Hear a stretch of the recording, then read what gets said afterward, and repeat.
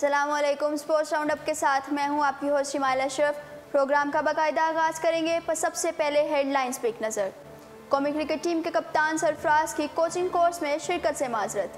साबिक test cricketer Gary Stead New Zealand के coach मुकर्रर। शुएब मलिक का सानिया मिर्ज़ा को यौम आज़ादी की मुबारकबाद देने का दिलचस्प अंदाज।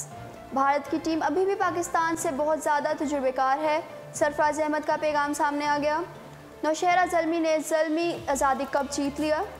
कोई मैच खेले बगैर स्मिथ आलमी रैंकिंग में दोबारा सहरे फहरिस्त। एशियन अंडर 12 बेसबॉल चैंपियनशिप में पाकिस्तान के हाथों भारत को इबरतनाक शिकस्त का सामना। हेडलाइंस आपने जानी। प्रोग्राम का बाकायदा आगाज़ क्रिकेट की दुनिया की खबर से करते हैं। कौमी क्रिकेट टीम के कप्तान सरफराज की कोचिंग कोर्स में शिरकत से माजरत सामने आ गई है। सरफराज अहमद इस वक्त कोचिंग कोर्स में दिलचस्पी नहीं रखते हैं, बल्कि उनका तमाम तर फोकस पाकिस्तान की जानिब से इंटरनेशनल क्रिकेट खेलने पर मरकूज है। दुनिया के कई क्रिकेटर्स खेल से रिटायरमेंट के बाद क्रिकेट कोचिंग से मुंसलिक हो जाते हैं। ताहम आपको बताते चलें कि जावेद मियादाद, मोहसिन खान, वकार यूनुस और मोइन खान को कोचिंग कोर्स की सनद के बगैर ही पाकिस्तान क्रिकेट टीम की कोचिंग करने का एजाज़ हासिल है, लेकिन उनके पास जो क्रिकेट खेलने का तजुर्बा है वो उनके मौजूदा कोच मिकी ओथर के पास भी मौजूद नहीं है। तो उनका जवाबमंद है कि वो पाकिस्तान की क्रिकेट की टीम की कोचिंग कर सकते हैं। आपको बताते चलेंगे बुध को LCCA ग्राउंड लाहौर में सरफराज ने अहमद फजल महमूद टूर्नामेंट में हिस्सा लिया और अपने क्लब पाकिस्तान CC कराची की जानिब से सेमीफाइनल में एक्शन में नजर आए और उनके साथ असद शफीक और शान मसूद भी शामिल थे और बहुत बेहतरीन कारकर्दगी का मुजाहरा भी किया गया। इस वक्त सरफराज अहमद 2 साल से पाकिस्तान क्रिकेट टीम के कप्तान हैं और कामयाबी से एक टीम की कप्तानी कर रहे हैं। मज़ीद बताते चलेंगे पाकिस्तान क्रिकेट बोर्ड ने सरफराज अहमद को कौमी अकेडमी में लेवल 1 कोचिंग कोर्स करने की पेशकश की है, लेकिन सरफराज अहमद ने ईद से पहले तयशुदा मसरूफियात की वजह से माजरत कर ली है। ताहम वो मुस्तकबिल में कोचिंग कोर्स करने में दिलचस्पी रखते हैं, लेकिन फिल वक्त उनके पास इस चीज़ का वक्त नहीं है। आपको मज़ीद बताते चले कि कोचिंग के लिए लेवल 1 इब्तदाई कोर्स होता है और ज़राए का कहना है कि कौमी अकेडमी में 3 दिन के बाद लेवल 1 कोचिंग कोर्स का आगाज़ हो रहा है और PCB के एक ऑफिसर ने सरफराज अहमद को कोचिंग कोर्स की पेशकश की थी और उन्होंने तो उन्हें रियायत भी दे दी थी। उन्होंने कहा था कि 4 दिन का कोर्स अगर वो 2 दिन भी आ जाते हैं उन्हें सर्टिफिकेट मिल जाएगा, लेकिन उन्होंने फिर भी मना कर दिया है। आपको बताते चले कि 31 साल सरफराज अहमद पाकिस्तान की जानिब से 41 टेस्ट वनडे, 48 T20 और 90 इंटरनेशनल मैचेस खेल चुके हैं। इंटरनेशनल क्रिकेट से खबर शामिल करते हैं। साबिक टेस्ट क्रिकेटर गैरी स्ट्रीट इस वक्त न्यूजीलैंड के कोच मुकर्रर हो चुके हैं। गैरी स्ट्रीट का पहला असाइनमेंट अक्टूबर में पाकिस्तान के खिलाफ सीरीज़ है। क्वींस के कोच माइक हैसन ने जून में इस्तीफ़ा दे दिया था। अब उनकी जगह 46 साल गैरी स्ट्रीट को न्यूजीलैंड का नया कोच मुकर्रर कर दिया गया है, जिनका पहला असाइनमेंट उनको दे दिया गया है और पाकिस्तान के खिलाफ सीरीज़ के लिए टीम को तैयार करना है। मज़ीद बताते चलें कि गैरी स्ट्रीट ने डोमेस्टिक क्रिकेट में कैंटरबरी की तवील अरसे तक कोचिंग की थी और बेहतरीन कोचिंग की थी और वो न्यूजीलैंड के क्रिकेट के हाई परफॉर्मेंस कोच भी रह चुके हैं। आपको ये भी बताते चलेंगे गैरी स्ट्रीट की कोचिंग में न्यूजीलैंड की वुमेन टीम ने वर्ल्ड कप और वर्ल्ड T20 के फाइनल तक रसाई भी हासिल कर ली थी। उनके पास कोचिंग का बहुत बेहतरीन तजुर्बा है फिल वक्त तक।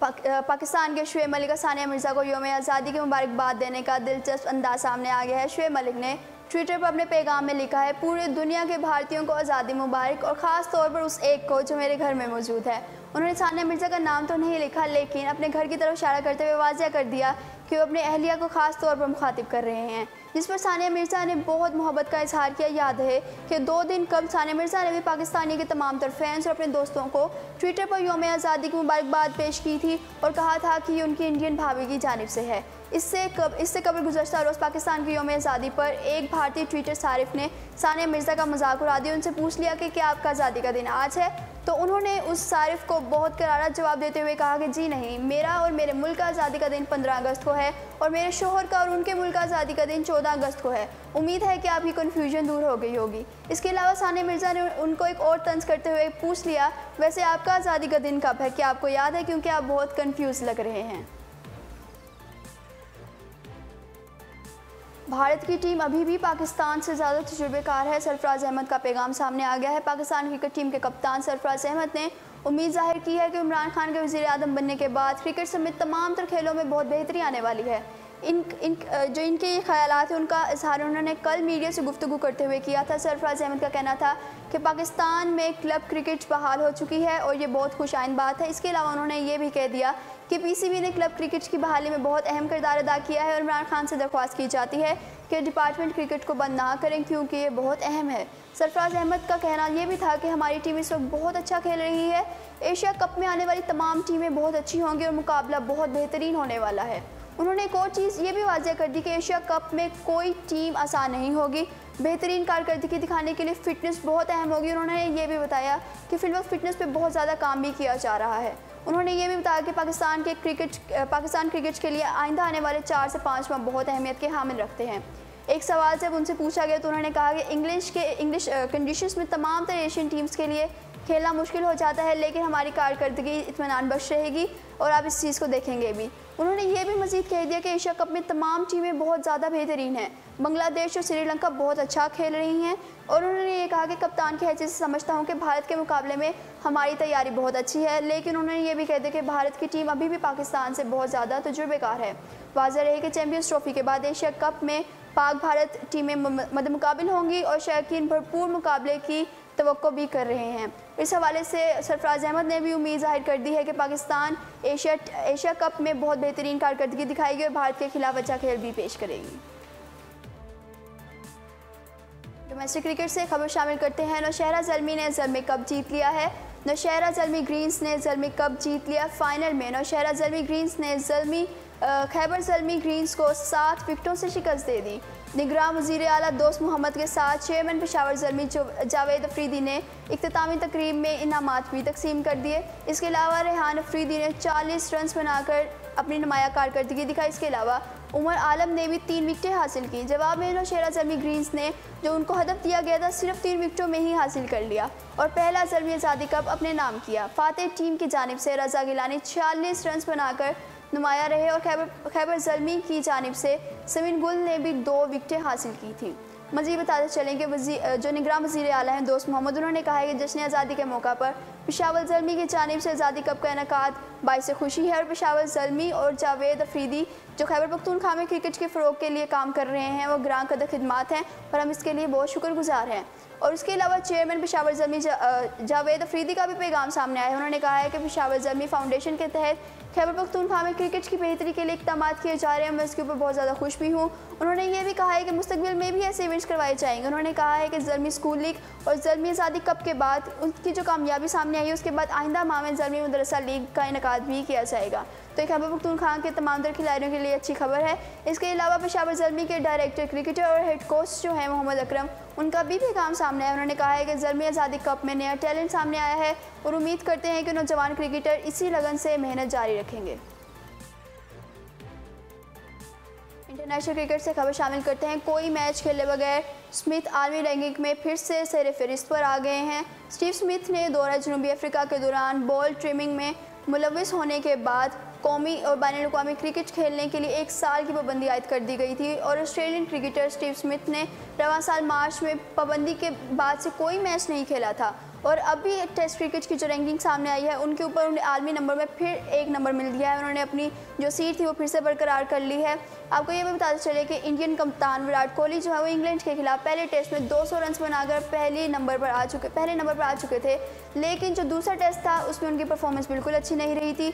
सिर्फ 40 रन बनाकर आउट हो गए थे, जिसकी वजह से उनकी रैंकिंग में 1 दर्जे की तनज़्ज़ुली भी हो गई थी। इसके अलावा ICC के टेस्ट रैंकिंग में इंग्लैंड के जॉय रूट तीसरे नंबर पर हैं और आपको ये भी बताते चलेंगे जॉनी ने इतवार को इंडिया के खिलाफ 93 रन बनाकर इनिंग्स खेली थी और उसके बाद उन्हें 9वीं पोजीशन भी दे दी गई थी। एशियन अंडर 12 बेसबॉल चैंपियनशिप में पाकिस्तान के हाथों भारत को इबरतनाक शिकस्त का सामना करना पड़ा है। एशियन अंडर 12 बेसबॉल चैंपियनशिप में पाकिस्तान टीम की फतूहात का सिलसिला जारी रहा, जिसने रवायती हरीफ भारत को 0-16 से शिकस्त दे दी। एक बड़ी कामयाबी थी पाकिस्तान टीम को पहले मैच में वर्ल्ड नंबर 3 कोरिया की टीम से मद्देमुकाबिल होना था, जिसमें पाकिस्तानी टीम को कोरिया के हाथों 1-4 के स्कोर से शिकस्त का सामना करना पड़ा था, लेकिन जो खिलाड़ी थे उन्होंने उम्मीद नहीं हारी थी। पाकिस्तान ने 14 अगस्त को ग्रुप के दूसरे मैच में हांगकांग से मैच खेला था और 1-6 के स्कोर से उनको शिकस्त दे दी थी। और 15 अगस्त को, जो कि भारतीयों के लिए बहुत इंपॉर्टेंस रखता है, 15 अगस्त को पाकिस्तान का मुकाबला रवायती हरीफ भारत से हुआ था, जिसने मैच में मुकम्मल तौर पर भारत को आउट क्लास करते हुए 0-16 की स्कोर से मात दे दी थी। आपको बताते चलेंगे पाकिस्तान ने पहली इनिंग्स से भारतीय टीम को दबाव में रखा था, जो आखिरी इनिंग्स तक नजर आ रहा था, और कम से कम 15 स्कोर्स का फ़र्क होने की वजह से जो मैच था वो 5 इनिंग्स में ही ख़त्म हो गया था और पाकिस्तानी टीम जीत गई थी। इस तरह ग्रुप में 2 मैचेस जीतने के बाद पाकिस्तानी अंडर-12 टीम ने अगले मरहले के लिए क्वालिफाई भी कर लिया था। और आपको एक और बात बताते चले कि Asian under twelve baseball championship world cup के क्वालिफाई राउंड भी है, जिसमें पहले 3 पोजीशंस हासिल करने वाली टीमों को वर्ल्ड कप खेलने के लिए अहल भी करार दे दिया जाएगा। तो ये बहुत इंपॉर्टेंस रखता है पाकिस्तानी टीम के लिए, जिसके लिए वो बहुत बेहतरीन परफॉर्मेंस भी दे रहे हैं। आपको ये भी बताते चलें कि भारत से कामयाबी के बाद पाकिस्तानी खिलाड़ी बेहद खुश हैं और उनके कप्तान मोहम्मद फयाज और उनके नायब कप्तान सुभान मुस्तफ़ा का पैगाम भी सामने आया है। उन्होंने कहा है कि भारत की शिकस्त पाकिस्तानी अवाम के लिए तोहफ़ा है। उन्होंने मज़ीद कहा है कि लगातार 2 मैचेस जीतकर बहुत खुश हैं और आइंदा मैचेस में भी कामयाबी का तसलसल बरकरार रखने के लिए भरपूर कोशिश कर रहे हैं। आज की स्पोर्ट्स अपडेट्स आपने जानी, मज़ीद तफसीलात के लिए देखते रहिए उर्दू पॉइंट।